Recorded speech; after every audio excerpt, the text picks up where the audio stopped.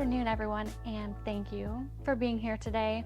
Rachel and I are pleased to host you as we discuss storytelling and how you can apply it to social media. Ideally, this conversation guides you into actionable steps you can take and implement into your business immediately, regardless of what point you're at in your business. Today, we are going to discuss how storytelling can impact your business marketing, specifically social media. We'll look at a popular brand's social media accounts and strategies to perhaps then talk about simple applications you can apply. After this creativity session, Rachel will then take it away, reviewing the numbers and analytics of social media. Be sure to write down your thoughts and questions, as we hope to have space for questions and answers at the end.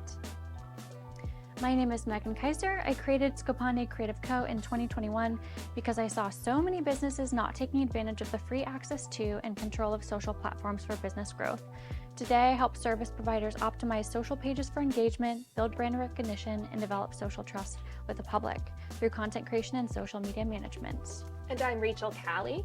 I created Calliecia Marketing Analytics in 2023 after a decade of marketing consulting and realizing that many organizations were gathering tons of marketing data but didn't know how to use it to drive business growth or even what to focus on. So I help clients unlock the insights in their marketing data through marketing audits, marketing strategy, customer surveys, and more. And my recent clients have included Feeding America, IMCD Group, Writing Academy, and Spoleto Study Abroad. We're going to kick this off with a little video.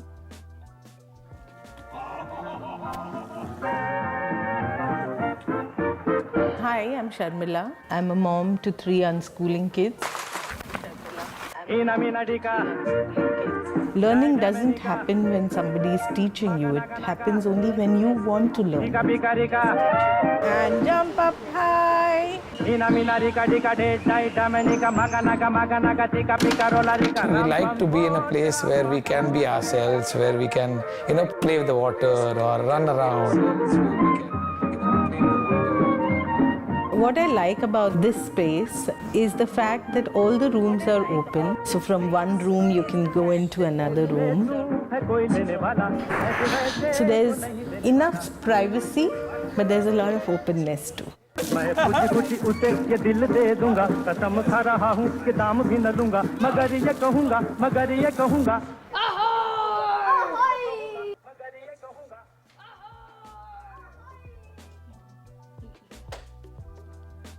You may have seen this exact commercial on TV. The company? Airbnb. Before we look at their social media, let's review their business model. Airbnb was started in 2007 by 2 hosts who opened their San Francisco home to 3 guests.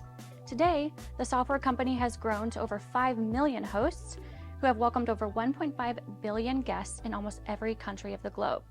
The brand archetype would likely be archetyped as creator, everyman, or explorer, showcased through their forward-thinking, vibrant, and experience-focused words and imagery.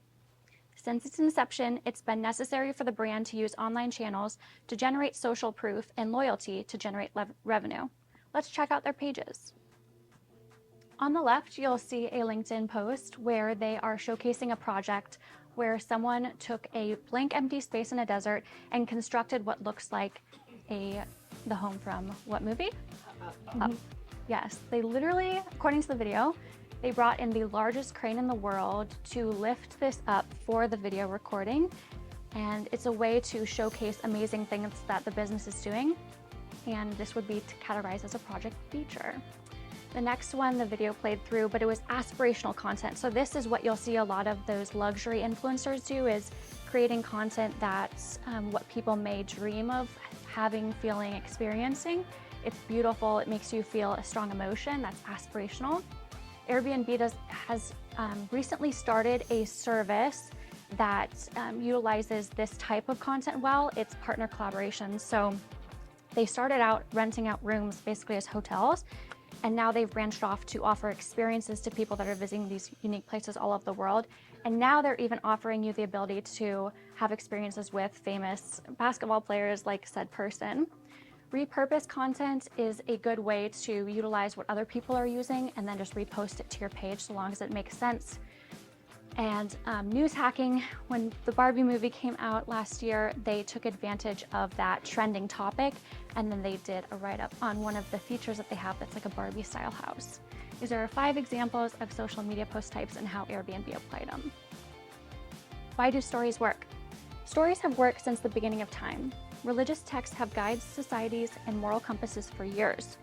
Ancient cave paintings help modern people understand what life was like way back in time, and we dig up bones from the earth to make educated guesses about what once walked here. William Shakespeare, who we'll later discuss, created a story framework within which modern books, movies, and TV shows follow structure. So do this. Think of a story you were told in your childhood. Maybe your dad told you a story every Sunday dinner of young years with your mom. You and your siblings groaned, "Not again," but with every tidbit of information, you understood them more bit by bit. Let's talk about how this can apply to business. Stories allow us to live in other people's lives, a critical component for empathy. Unless you're Tom Hanks in Castaway, as social creatures, we humans tend to depend on others for our survival and happiness. In case you didn't know, oxytocin is a naturally occurring hormone in your body. It's important for 2 reasons in business. 1, recognition. 2, trust.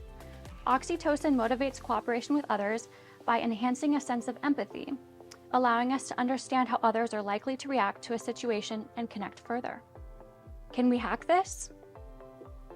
According to Paul, yes. American neuroscientist Paul Zak constructed an experiment to hack this oxytocin system to determine if narrative shot on video rather than face-to-face interactions did cause the brain to make oxytocin. By taking blood draws before and after this narrative, he found that the character-driven stories did consistently cause oxytocin synthesis. This is why we get so emotional during movies. Mine would be Titanic. What would yours be? Oh gosh. I'm put on the spot. You know, the end of Star Wars always really gets me excited. What are some other movies that make us emotional? Forrest Gump. Yeah? He has a strong story archetype we'll dive into. Absolutely. Game of Thrones. Oh yeah. Oh yeah. Bambi. Bambi. Yep. Let's apply these things to marketing. Facts can live alone in the brain, but when linked to a story, they come alive and feel more tangible. Zak also stated that people are substantially more motivated by an organization's transcendent purpose. This is how it improves people's lives, more than its transactional purpose, how it sells goods and services. You can see this showcased through Airbnb's posts, showcasing their willingness to help others. I promised we would loop back to Shakespeare. Shakespeare, as you might know, mastered the storytelling structure for playwriting to include 5 acts: an exposition, rising action, climax, falling action, and a denouement, or the final outcome. In order to evoke desired action from your target audience, you must first sustain attention. In today's world, and especially on social media, this is a scarce resource. What is a problem to which you deliver a solution? Think about your ideal customer. What is their baseline frustration? Why do they have the desire to get rid of it? Or what is an aspiration or a dream of theirs? It can be this simple. Present the problem, present the solution. Craft a story for recognition and trust, and because the solution-oriented side of the brain is tapped, empathy and connection is created. The viewer has tipped the scale, and now you can guide them down the buying path. A story starts with a scene and with characters. You can simplify the story to include you and your customer. In order to have the chance to get your audience attention, though, you must first be present where they are. You wouldn't sit inside if you were hoping to get rained on that day, would you? Set up your company pages across any channel you feel may have at least one person in your target audience. And Instagram is good for any business. You cannot change my mind. Again, what is the problem to which you deliver the solution? Think about your ideal customer, their baseline frustration, their desire, and their aspiration.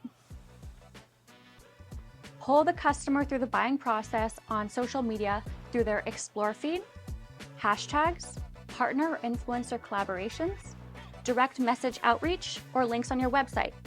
Did you know you can even optimize your social media accounts to appear on Google search for keywords? I encourage a broad social post strategy. It's called HIC: Hook, Insight, Call to Action. Think back to all of Airbnb's post types and topics. As an Explorer brand, they use a lot of community-oriented partner promotion and product showcasing content in their feeds. And they include the stories, like that first video we watched, the people and the hearts of their business throughout. Once you've enticed the customer to take the desired action, social media purpose is not concluded. You can also use it to cross-sell, upsell, generate referrals, even establish partnerships to superfans. Because each user will merge onto your road at different paths of the buying journey, it's important that your information is accurate. And because the social media is your 24/7 sales partner, ensure that outdated information is deleted or posts are edited or replaced. Remember that each platform serves a different purpose, and because different audiences exist in different places, it's important to choose the right one. If you have further questions, scan the QR code. It will also be at the end to access a blog on these topics.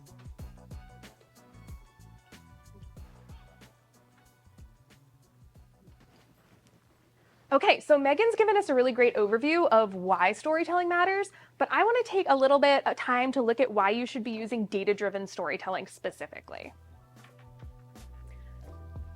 Okay, so there are 3 main steps in this process where data can help you craft and refine a really compelling story. We're going to go through each of these in a little bit more depth, but to introduce them, you can use data to find the story that's going to resonate with your audience. You can use it to bring your story to life with some proof points and really data-driven narratives, and to confirm what narratives are resonating with your audience, and then adjust your strategy continuously, which again, that's really the great advantage of social media. Unlike traditional print media or old school direct mail, you can be constantly optimizing to what's working. All right, so find your brand story. How do we know which stories to tell is probably something that you're thinking about right now. There's a lot of ways you can identify those stories. You can focus on your brand values. You can highlight the stories of customers, beneficiaries, if you're a nonprofit, even your employees. You can tie into the current media, like Megan talked about with news hacking. And what I want to focus on today is how you can inform your storytelling with customer and industry insights. So anyone can quote from the news or from published reports, but if you can gather, analyze, and promote your own data, you are sharing something no one else has, and that's a real asset on social media. Then you can use it to shape the conversation. So some ways that you can get this data include surveys, and also reports about your sales and product usage data. But today I really want to focus on surveys because I think that's something that a lot of small businesses especially don't realize that they can take advantage of. You don't have to be a huge multinational chain or something to take a survey and make some good content from it. Okay, so if you were to do a survey, first you'd start by picking your survey tool. There are so many options online, ranging from free to really expensive enterprise options. These are the 3 I'm most familiar with: Typeform, Qualtrics, and SurveyMonkey, but truly you could find a million of them. So you want to look for the one that's going to fit your price point and your capabilities, has the capabilities for what you need to do. Something like SurveyMonkey actually ranges all the way from a free option that's very simple and basic to you can hire their team to recruit people for you and have a very complex program.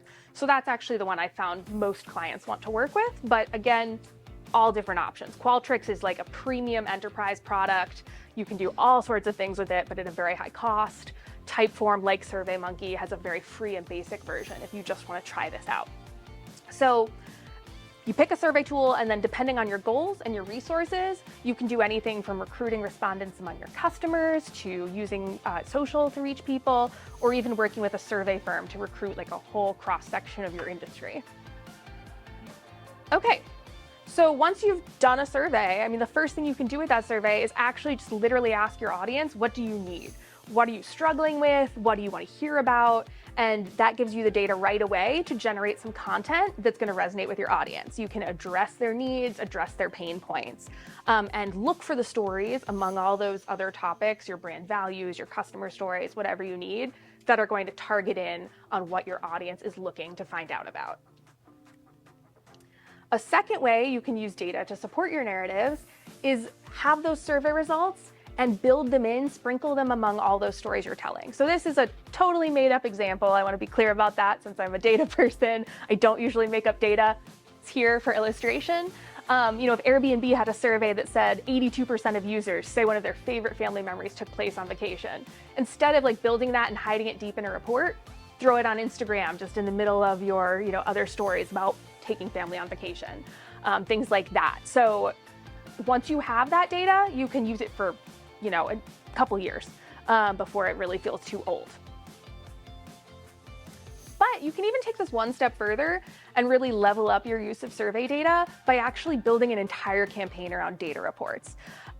If you have done like a really robust survey, you can actually make it the entire structure for a narrative. You can look at the findings you've got and say, okay, what stories can I tell around this? What am I finding out about my industry, about the world, about my customers that they would want to hear about long term? And then you can actually start by rolling out some insights and slowly dribbling them out until you release a full report and get people to download it. So on the next slide, again, looking at Airbnb, they did do this great report in 2021, right after the pandemic lockdowns. Everyone was starting to travel again. It was a really interesting time to ask, how are people traveling? How are people using Airbnb? And because they are a huge company, they could include both surveys of guests and surveys of hosts and mix that up with platform data, usage data, booking data, things like that. So it's a really robust report. Interestingly, they didn't seem to promote it on social very much. So this is what I would have done if I'd been working for them. I would have started really broad to generate curiosity about this report. Say something's coming. How do we travel now? How are you traveling? How are other people traveling? Pandemic lockdowns are behind us. What's changed? And I try to get people to sign up for emails, get their information so that they can get this report, be the first ones to see it. Then I go a little more specific and start sharing some individual data points. So here I've got an example of like an Instagram post that would be nearly 50% of survey respondents say who am I with and what I do are the most important elements of planning travel. On LinkedIn, I've got an example where you're actually taking that full graph because your audiences on those two platforms are very different. They're looking for different information. And here on LinkedIn, I have a link there. You're actually now releasing the report, getting people to go directly to it, spreading that information. And then at the end, you can continue to use those statistics to promote the report and again, build them in as proof points as time goes on. So there's a lot that a company like Airbnb, or again, a smaller company with a smaller report, can do to really get some ROI on a survey program. All right, so that was the first thing I wanted to talk about with data. Second, we told you we'd talk about using data to confirm that your narratives are resonating. You have a lot of tools for gathering your analytics on social, on the website, on all your digital platforms. Like digital is just 100% gathering data. So what you need to do is actually figure out which numbers are important to you. And you can do that, and I know that Megan does this at the beginning of her engagements with clients, by setting and tracking social KPIs. So you have, you're going to decide which of these matter to you, which of these matter to your business growth, and then you're going to track them in a dashboard throughout, compare them every month or so, and see, are you going up or down on your indicators. And this is going to let you optimize your strategy. Like I said, all about continual optimization here. Social media engagement metrics, like those individual sorts of post metrics, are really most valuable for determining what's resonating and how you can change your strategy, right? A like is not growing your business, but it can tell you what you need to do to learn more and to post more and to attract people. So you can find these on the individual platforms. You're going to get a lot of engagement metrics on social media planning tools like Hootsuite, Later, Plannable, Sprout Social. And I also really recommend you use Google Analytics or another analytics tool, but that's the big one, on your website to see once people come from social, they get to my website, are they spending time there? You're going to choose what's going in your KPI dashboard, what's important to you, and then you're going to track that, look at it, and use it to make revisions to your social media strategy. So if everybody loves your videos, make more videos. If nobody is responding to your text-based posts, maybe cut back on those. You can really do that on the fly. Okay, but don't stop there. Social media engagement is great, but it's not everything. We both know that what you really want to do is grow your business, hit your business goals. So really the most important KPIs are going to be these: the clicks to your website, the purchases, the calls booked, email list signups, if you're a nonprofit, things like donations and volunteers. And you want to make sure you're getting the right people to actually impact your business, not just, I got 1,000 followers. If they're not the right people, what does it matter? You want to get the right followers who are going to do what you need. So before we wrap up and open this to questions, because I know you're going to have some and we want to have some time to discuss, we want to remind you that as of April 2024, there's 5.44 billion internet users worldwide. That's 67% of the global population. And of that, 5.07 billion, almost 63% of the global population are on social media. So no matter your business, your clients are there, your customers are there. You're missing out if you are not both using social media and really optimizing it and putting some time and effort behind it. So we want to help you understand how to do that. And we really hope that we've given you some tools today and we can answer some questions so that you can make the most of these free, at least at its base, and really, really useful tools.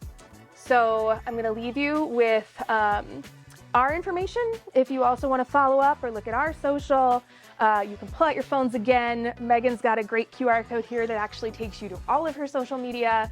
My QR code is going to take you to a case study, but you can also find me on Instagram and LinkedIn.